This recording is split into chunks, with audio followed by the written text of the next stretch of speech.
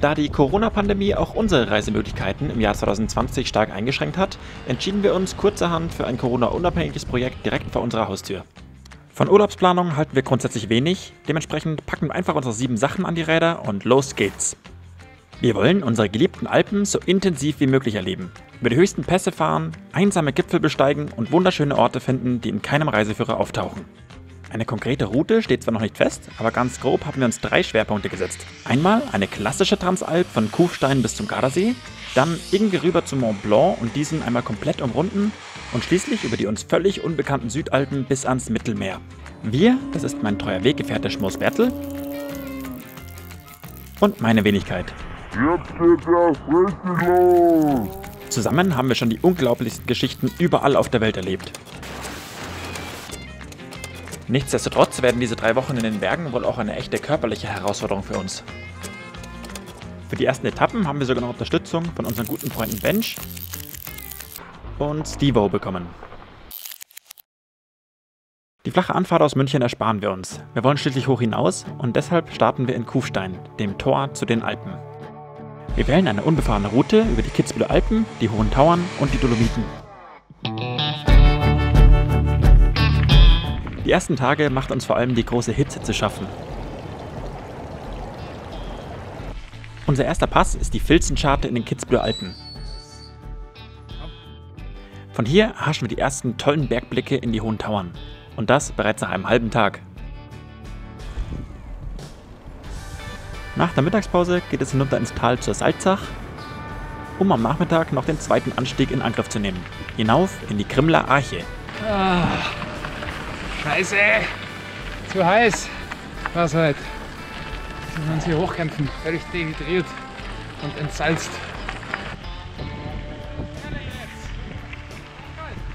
Mit dem Krimmler Archental erwartet uns das erste richtige Highlightgebiet in der Abendsonne. Dieses wunderbar natürliche Hochtal, umringt von markanten Gipfeln der Hohen Tauern und der Zillertaler Alpen, das sind genau die Orte, an die wir hinwollen. Und so erreichten wir nach einem kräftezehrenden ersten Tag das Krimmler Tauernhaus. Was haben wir vor? 4 Stunden schieben. Yeah. War angesagt. 4 Stunden 7 ist angesagt.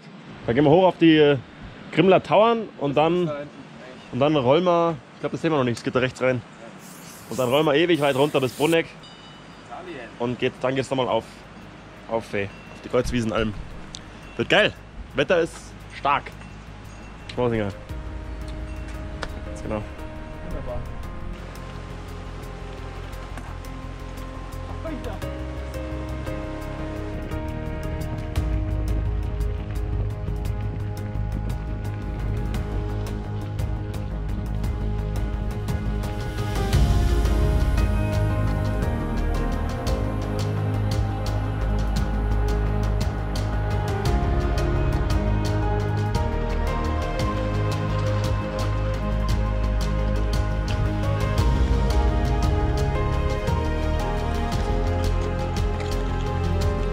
Der Krimmler Tauernpass ist gleichzeitig auch die Grenze nach Italien und das hintere Ahrntal ein wahrer Traum, mit Wahnsinnsblicken auf die Gletscher des Rieserferner Parks.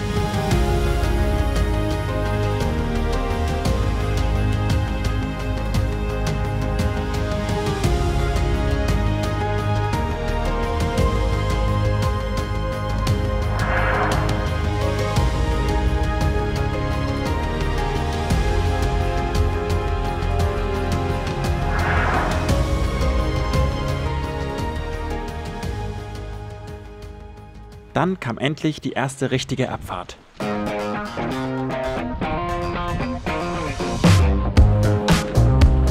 Wir sind wahrlich keine Downhill-Experten und mit unseren bepackten Hardtail-Bikes ist diese verblockte Abfahrt eher ein mittelgroßes Vergnügen.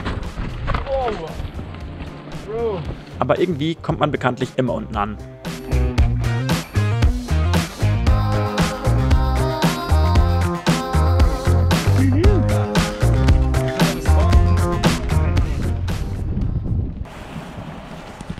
Wir sind jetzt in Montal, Montana. Es ist 18 Uhr. 18 Uhr, die Sonne ist da oben, ist gleich weg.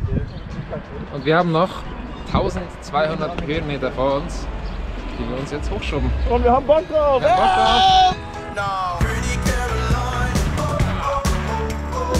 600! Noch 500! Warum? Warum? 300! Wir müssen uns vorstellen, was wir heute alles geschrubbt haben. Ja. Jetzt sind wir noch 250. Beine zittern, wenn wir irgendwann mal auf die Hütte vielleicht den Blick haben. 200, Alter! So schnell gerade. Oh, das wird jetzt ganz das Wasser rein. Im Laufe der Reise fanden wir fast täglich großen Gefallen daran, auch bei dieser unvergleichlichen Sonnenuntergangsstimmung noch unterwegs zu sein. An diesem Abend wurde es allerdings etwas zu viel des Guten. Das wird sein, oder? Zu früh gefreut, falsch abgebogen. Jetzt müssen wir noch mal einen kleinen Umweg machen. Ja, hast du lesen? Ja. Endlich. Prosit.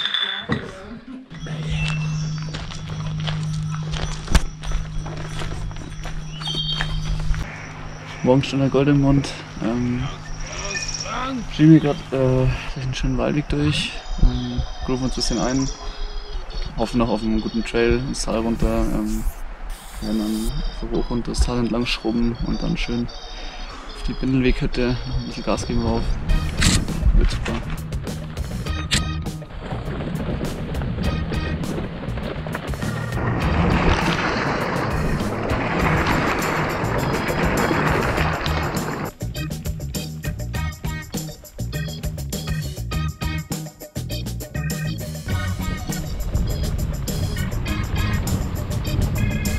Ah, der ist super!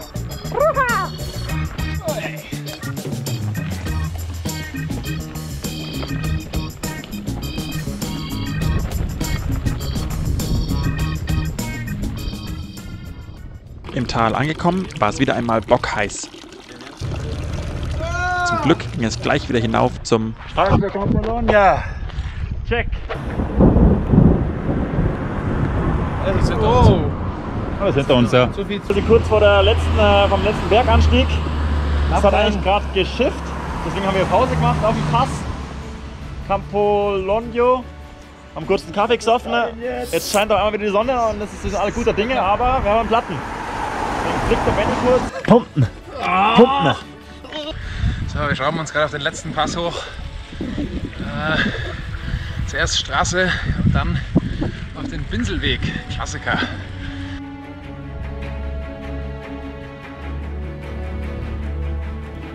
Ja, wunderschön. Belohnung für harte Arbeit.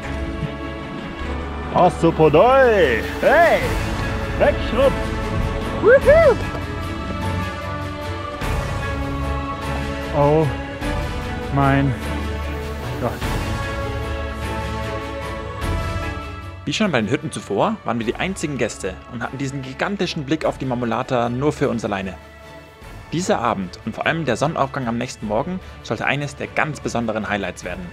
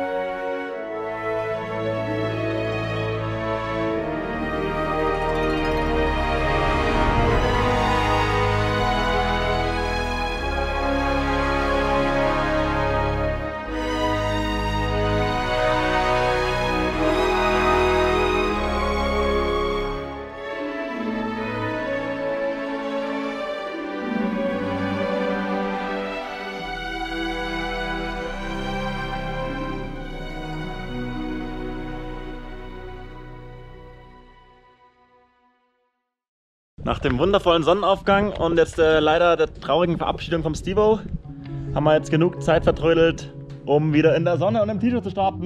Yes! Und fahren jetzt hier den wunderbaren Bindelweg entlang, ständig den Blick auf die Marmolata, schwellen uns darüber und dann abwärts Kanazai und wieder hoch in die Lattema. Wird, glaube ich, wieder ein wundervoller Tag.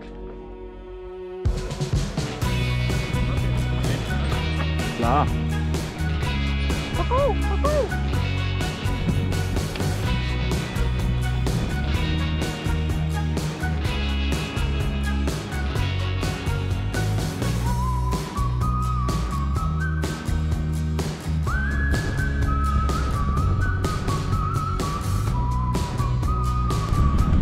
So, servus von Tag 4. Wie gewohnt ist jetzt so circa 17 Uhr und wir starten mit der richtigen Bergetappe heute. Lächerliche 1600 oder so. Fahren wir jetzt nochmal schön bergauf. So, wir stehen jetzt hier vor dem großen Latemar und versuchen uns noch so weit wie es geht hochzutrailen. Du kannst nur erahnen, dass der da im Hang rüber geht, dann noch diese Kuppe queren und dann noch da rumkommen. Mal schauen, wie weit es mit dem Fahrrad geht. Ja, aber es ist eine geile Abendstimmung wieder. Gell, Strohsibert? Hey. Super. Wahnsinnstrail, oder? Super, das hat er auch gemacht. Jetzt gibt es noch einen Wanderer. Wanderix.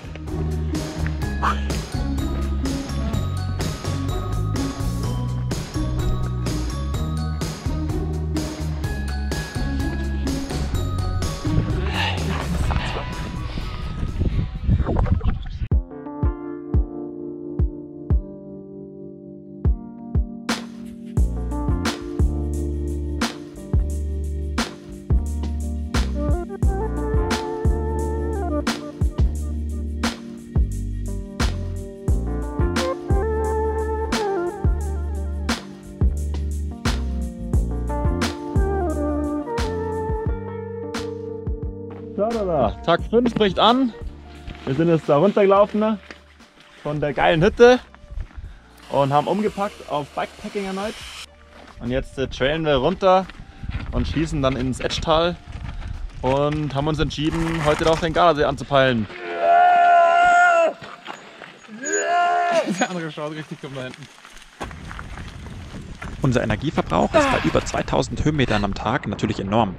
Neben ständigen Snacks aus Riegeln, Nüssen, Datteln oder Schokolade greifen wir deshalb mittags zu einer sportwissenschaftlich optimierten, leichten Mahlzeit, um nicht in ein Mittagstief zu verfallen.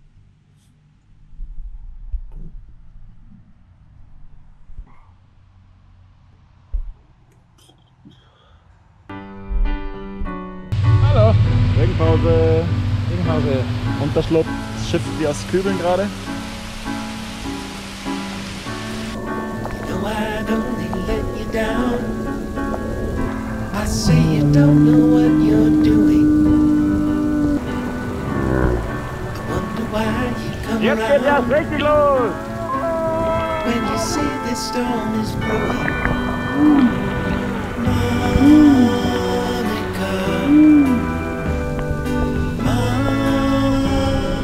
Die Zeit ist gekommen. Wir sind nur noch zu zweit unterwegs. Der Benny hat sich spontan entschieden, in den Zug zu steigen hier in Trient. Das heißt, ab jetzt geht's für die Schmosibären allein weiter. Und dann gibt's schöne Pizza. Fußball. Bier. FC Bayern! Yeah! And let you think about it. That ain't no good, that would be wrong.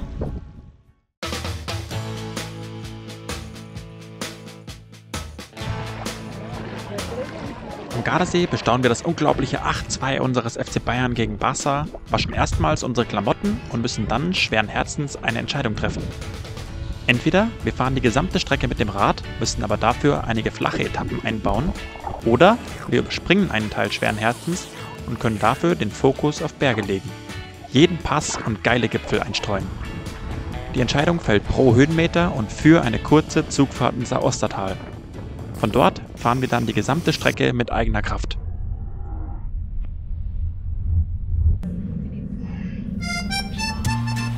Tag 7 am Bike und der erste Tag hier weiter im Westen. Nochmal schön sauber gepackt heute Morgen, das erste Mal richtig viel Essen dabei. Und jetzt stechen wir rein in die Tour de Combar, wo uns heute ein Tag erwartet, bei dem wir eigentlich fast nur bergauf fahren. Wir sind jetzt hier auf 600 Meter und müssen auf den Pass hoch auf 2,8. Da werden wir also nur bergauf fahren. Aber es ist geil, das ist eine andere Disziplin wieder. Wir haben alles dabei, sind super unabhängig von allem. Und genau, deswegen erwarten uns jetzt 3-4 Tage Abgeschiedenheit. Es ist super heiß hier im Tal, da schützen wir uns noch sauber voll. Aber hoffentlich wird es oben ein bisschen angenehmer. Ansonsten ist Gewittermeldung, letzten nächsten 3 Tage. Müssen also immer so ein bisschen das Wetter im Blick behalten. Endlich benutzen wir unser ganzes Selbstversorger-Equipment, das wir bislang umsonst mitgeschleppt haben. Zelt, Isomatte, Schlafsack, Solarpanel und Kocher kommen ab jetzt jeden Tag zum Einsatz. Wir lieben es, mit möglichst wenig unterwegs zu sein und dennoch alles dabei zu haben, um komplett unabhängig zu sein. Meine Devise bei Bergtouren ist außerdem, immer so weit oben wie möglich zu schlafen, um möglichst viele Sonnenauf- und Untergänge in den Bergen bewundern zu können.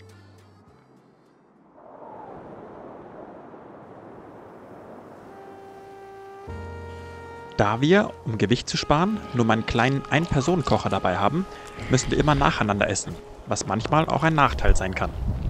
Oh Mann, ey.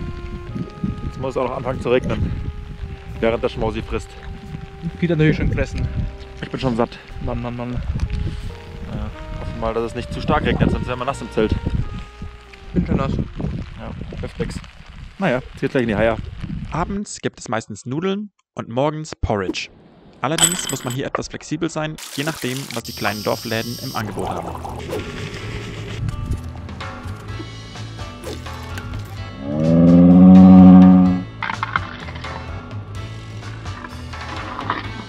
Wir sind jetzt hier in der Skipassage hoch zum Col de Fenêtre und die hat es wirklich in sich. Also mit dem schweren Gepäck gleich früh am Morgen, haut gewaltig rein. Aber allzu weit soll es nicht mehr sein. Und dann, je nachdem was das Wetter macht, besteigen wir noch den Mont Montabril.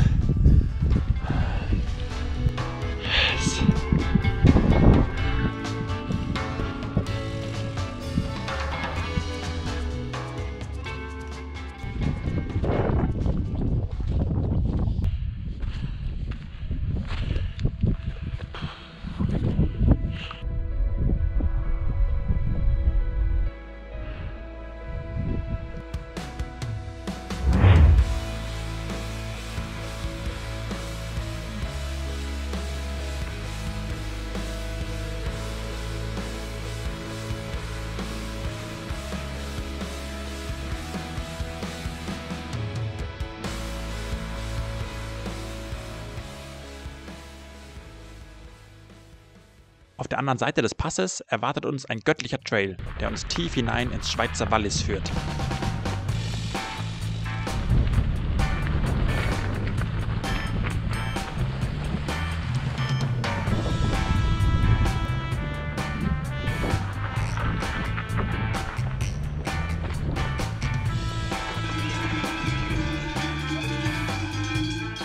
Wir sind jetzt den ganzen Nachmittag abgefahren, ca. 3000 Höhenmeter von 3,4 jetzt auf 600 sind wir im Tal und werden jetzt hier unser Lager aufbauen. Echter Glücksgriff in meinen Augen, schöne Hütte überdacht mit Brunnen, perfekt. Und da werden wir jetzt schlafen und morgen dann in aller Frische in den Tour de Mont Blanc einsteigen und hoffentlich nochmal so geile Bergblicke haben wie heute. Gute Nacht. Wir haben uns jetzt den Pass hochgeschubbt von knapp 500, 400 Meter auf 1576 Meter. La Flacier oder so. Der Mont Blanc ist sicherlich kein Geheimtipp. Unsere Route erweist sich allerdings als mega gut. Dadurch, dass wir ihn fast komplett umrunden, erhaschen wir den weißen Riesen von verschiedenen Perspektiven. Bis auf in Chamonix treffen wir kaum andere Menschen. So, es ist 19:30 Uhr vorbei und das ist natürlich die beste Zeit, unsere Zeit, die nächste Bergetappe zu starten am heutigen Tag. Jetzt sind es nur noch ein bisschen weniger wie 600 Höhenmeter und dann haben wir morgen hoffentlich die Pole Position für den Mont Blanc. Ganz recht, der jetzt hier hinter uns ist. Also mal sehen. Es ist so schweinesteil. Jetzt auf den späten Abend noch nur noch schieben möglich. Wir haben jetzt direkt unterhalb vom Mont Blanc unser Lager bezogen. Bauen jetzt hier ein bisschen noch auf, essen dann schön und morgen geht hier vor uns der Mont Blanc auf. Wundervoll.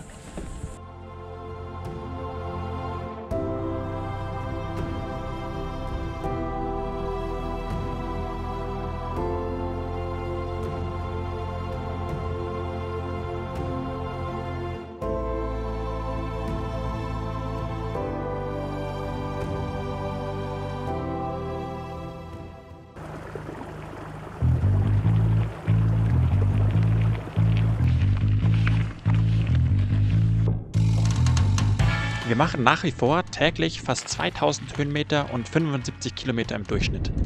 Unten im Tal, auch weil es dort immer unerträglich heiß ist, fühlen wir uns oft ausgelaugt und platt. Die letzten Tage hinterlassen so langsam auf jeden Fall ihre Spur. Erst wenn wir wieder ein paar Höhenmeter hinter uns gebracht haben, geht es uns wieder mega gut und wir genießen die sich wechselnden Bergwelten in vollen Zügen.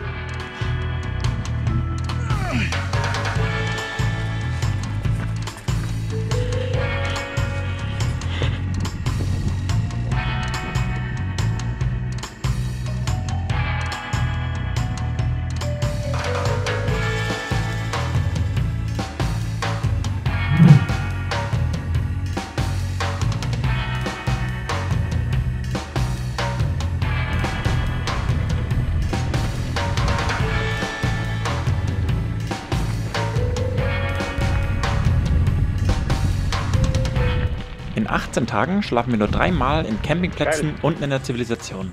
Perfekt abgestimmt auf den Champions League Kalender, um unseren FC Bayern zum Triple zu pushen.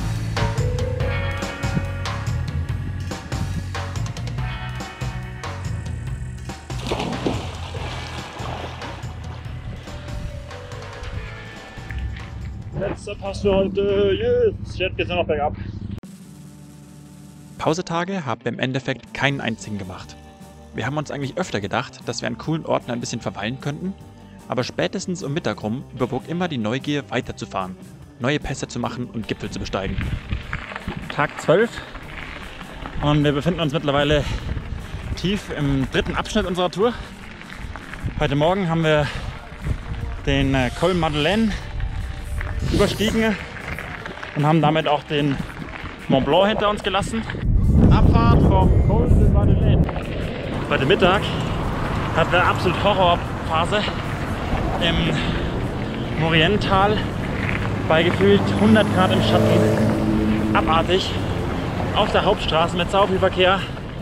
Da sind wir fast umgekommen.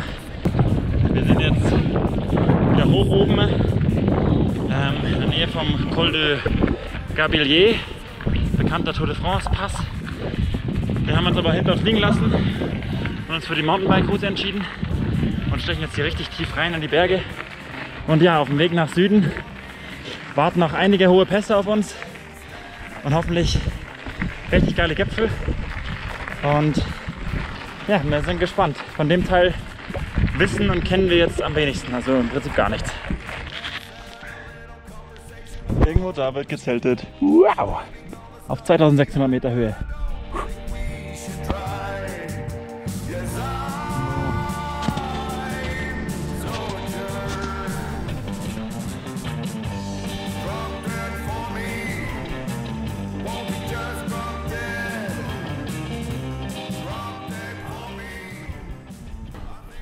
Unglaublich schön.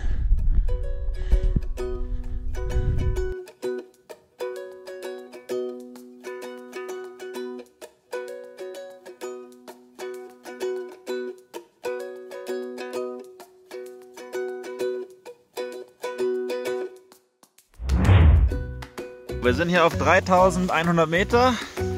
Was hat unser Spitzenkoch uns hier zubereitet? Servus Leute!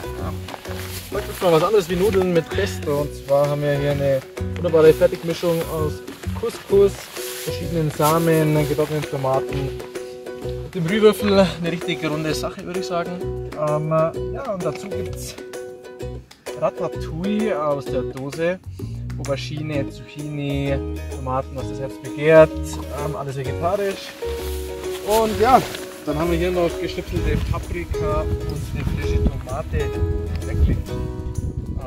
Wunderbar. Wunderbar. So lieben wir das. Und bei der Aussicht lässt sich das wunderbar genießen. Yes!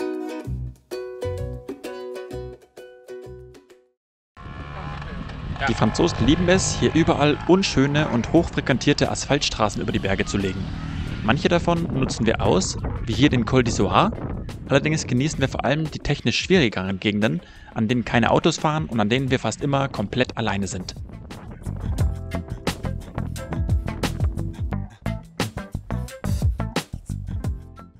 Für Tag 14 haben wir uns heute noch mal was ganz Besonderes vorgenommen. Und zwar werden wir heute den höchsten Pass auf unserer Tour besteigen.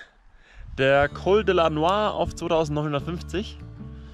Das heißt, wir haben uns gestern hier in der Dunkelheit mal wieder in eine recht gute Ausgangsposition gebracht. Sind jetzt hier relativ weit oben, auf 2400, ein bisschen mehr.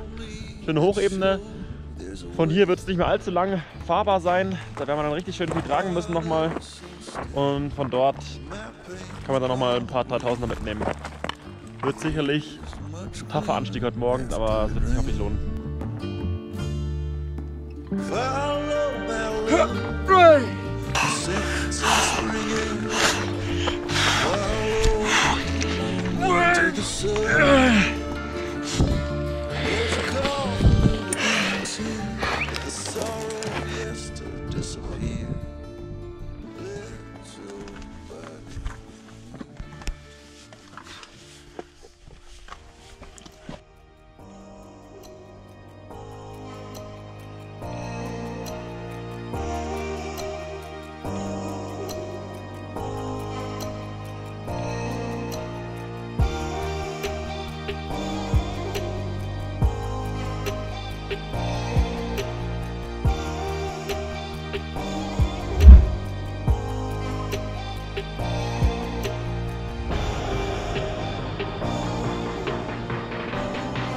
Diese 2000 Höhenmeter lange Abfahrt durch unbesiedelte Täler sollte mit die geilste Abfahrt ever werden. Juhu!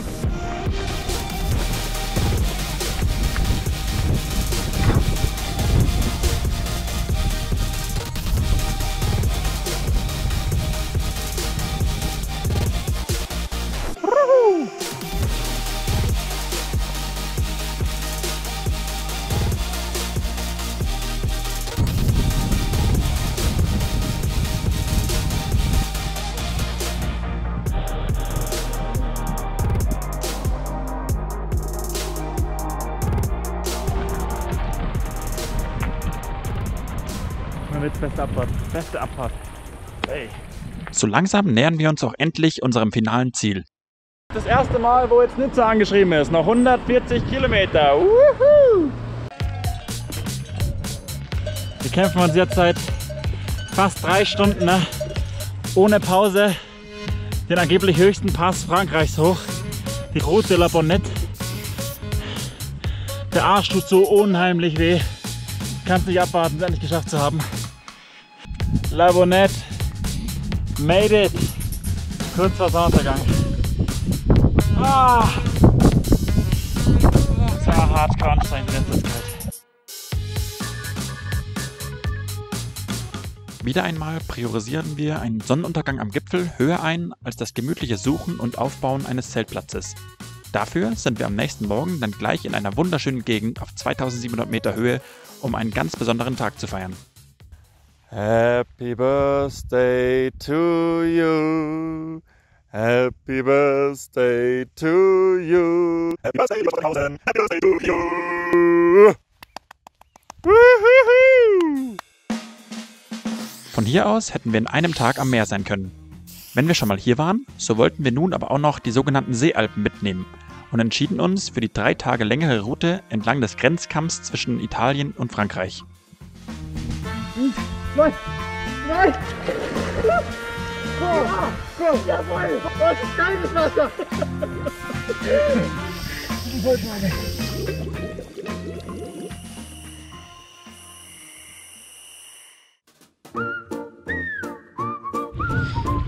Wunderschönen guten Morgen von Tag 17.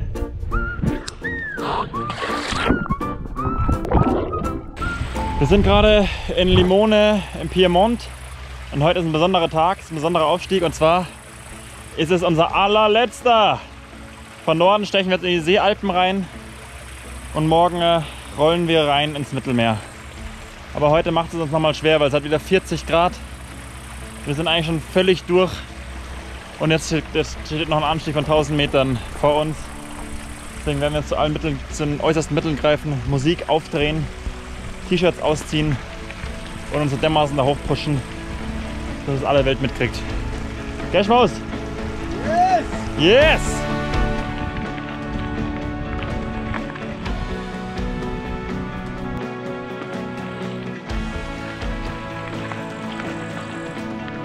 Ja, letzter Pass.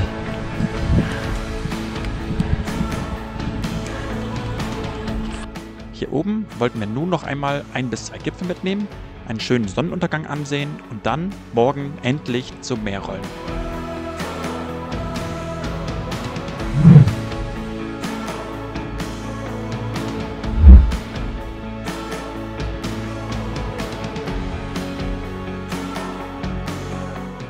Am Morgen besteigen wir nochmal einen 2400 Meter hohen Gipfel in der Hoffnung auf eine weite Aussicht bis zum Horizont.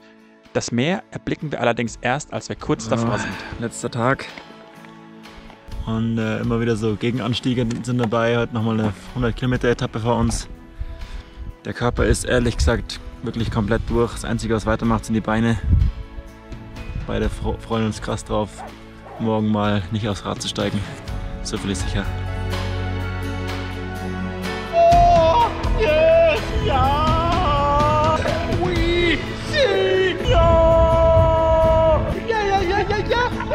Nach 18 Etappen, 11 Gipfelbesteigungen, 1300 Kilometern und 32.000 Höhenmetern erreichen wir erschöpft, aber auch extrem stolz das Meer.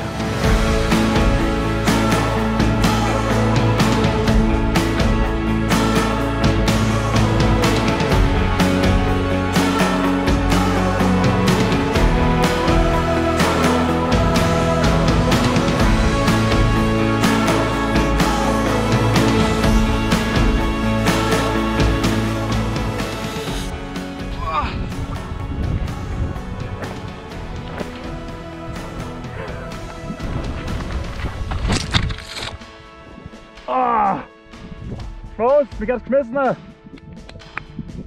Und ich hab's auf Kamera, das ist das Beste. Yeah!